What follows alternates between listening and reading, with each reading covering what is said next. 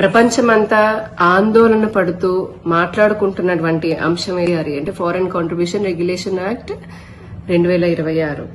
విదేశాల నుంచి వచ్చినటువంటి డాలర్ అయినా రూపాయి అయినా మరేదైనా సరే భారతదేశ చట్టాలకి లోబడి ఉండాలి అని చెప్పని ఆగస్టు 12న పార్లమెంట్ లో రాబోతున్నటువంటి బిల్లు గురించి మనం తెలుసుకుందాం. మన దేశంలోకి వచ్చినటువంటి ప్రతి రూపాయి అది ఎక్కడి నుంచి వస్తుంది, ఎక్కడికి వెళ్తోంది, ఎందుకోసం వచ్చింది, ఆ పని కోసమే ఆ రూపాయి ఖర్చు చేయబడిందా లేదా అనేది మనకు ఒక ట్రాన్స్పరెన్సీ ఉండాలి, అలాగే అకౌంటబిలిటీ ఉండాలి. మూడోది జాతీయ భద్రత, నేషనల్ సెక్యూరిటీకి సంబంధించినటువంటి కీలకమైన అంశంగా హెచ్సిఆర్ఏ బిల్లు ఉండబోతోంది. ప్రతిపక్ష ముఠా అయినటువంటి కాంగ్రెస్ కానీ ఆప్ కానీ ఇతర రాజకీయ పార్టీలు ఎందుకు వ్యతిరేకిస్తున్నాయి? సేవ పేరుతో, హాస్పిటళ్ల పేరుతో, స్కూళ్ల పేరుతో, రైస్ బ్యాగుల పేరుతో, విద్య వైద్యం పేరుతో ఇప్పటి వరకు విదేశాల నుంచి నిధులు తెచ్చుకుంటున్నటువంటి కొన్ని ఎన్జిఓలు ఎందుకు దీనివల్ల భయపడుతున్నాయి?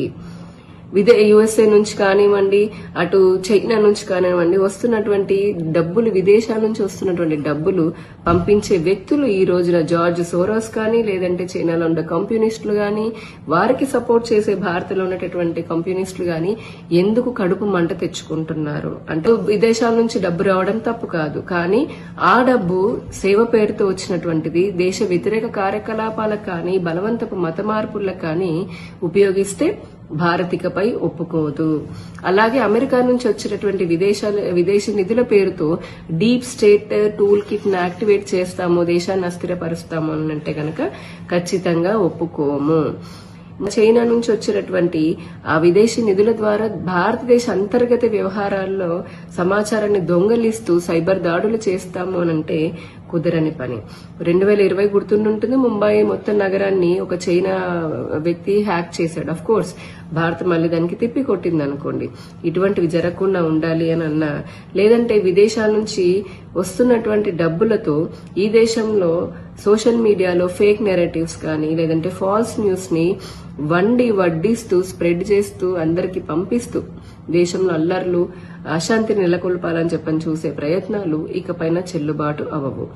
డబ్బు రావద్దు అని చెప్పడం లేదు, కానీ ఆ వచ్చిన డబ్బుకి లెక్క ఉండాలి.